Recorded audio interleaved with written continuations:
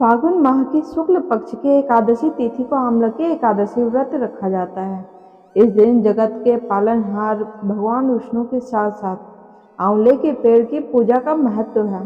शास्त्रों में आमलकी एकादशी को लेकर ये भी वर्णन है कि जो भी इस व्रत की कथा व महिमा को जान सुन भी लेता है, उसके सभी काम सफल होते हैं तथा उसे शुभ फलों की प्राप्ति होती है। तो दोस्तों, आइए जानते हैं क्या इस व्रत की कथा व महिमा है। इससे जुड़ी पौराणिक व्रत कथा के बारे में। पौराणिक कथा के अनुसार भगवान विष्णु की नाभि से ब्रह्मा जी की उत्पत्ति हुई। उत्पन्न होने के बाद ब्रह्मा जी के मन में जिज्ञासा हुई कि वह कौन है, उनकी उत्पत्ति कैसे हुई। इस प्रश्न का उत्तर जानने के लिए ब्रह्मा जी पर ब्रह्म की तपस्या करने लगे। ब्रह्मा जी की तपस्या से प्रसन्न होकर भगवान विष्णु जी ने ब्रह्मा जी को दर्शन दिए। विष्णु जी को सामने देखते ही ब्रह्मा जी की आंखों से आंसुओं की धारा बहने लगी। ब्रह्मा जी के आंसू भगवान विष्णु के चरणों पर गिरने लगे और उनके आंसुओं से आमलकी यानी आंवले का वृक्ष उत्पन्न हुआ।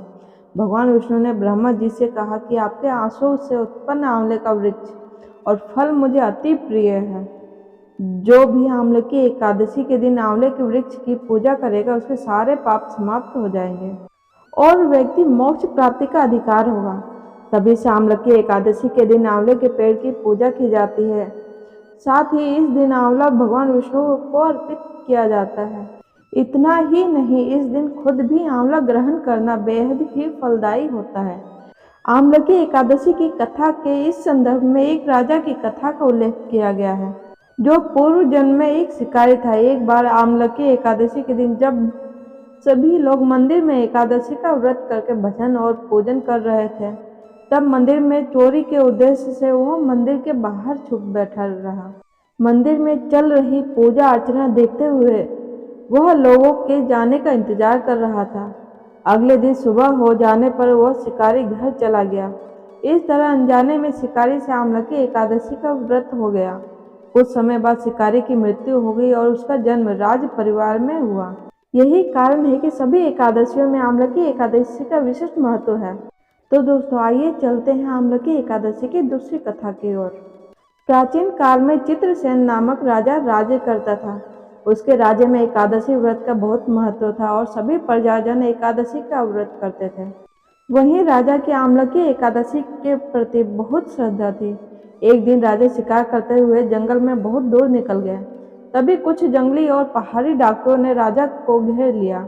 इसके बाद डाकुओं ने शस्त्रों से राजा पर हमला कर दिया, मगर देव कृपा से राजा पर जो भी शस्त्र चलाए जाते वो पुष्प में बदल जाते थे। डाकुओं की संख्या अधिक होने से राजा संज्ञाहीन होकर धरती पर गिर गए। तभी राजा के शरीर से एक दिव्य शक्ति प्रकट हुई और समस्त राक्षसों को मारकर अदृश्य हो गई। जब राजा की चेतना लौटी तो उसने सभी राक्षसों को मरा हुआ पाया। यह देख राजा को आश्चर्य हुआ कि इन डाकुओं को किसने मारा। तभी आकाशवाणी हुई, हे राजन, यह सब राक्षस तुम्हारे आमलकी एकादशी का व्रत करने के प्रभाव से मारे गए हैं। तुम्हारी देह से उत्पन्न आमलकी एकादशी की वैष्णवी शक्ति ने इनका संहार किया है। इन्हें मारकर वहां पुण्य तुम्हारे शरीर में प्रवेश कर गई। यह सुनकर राजा प्रसन्न हुआ और वापस लौटकर राज्य में सबको एकादशी का महत्व बतलाया।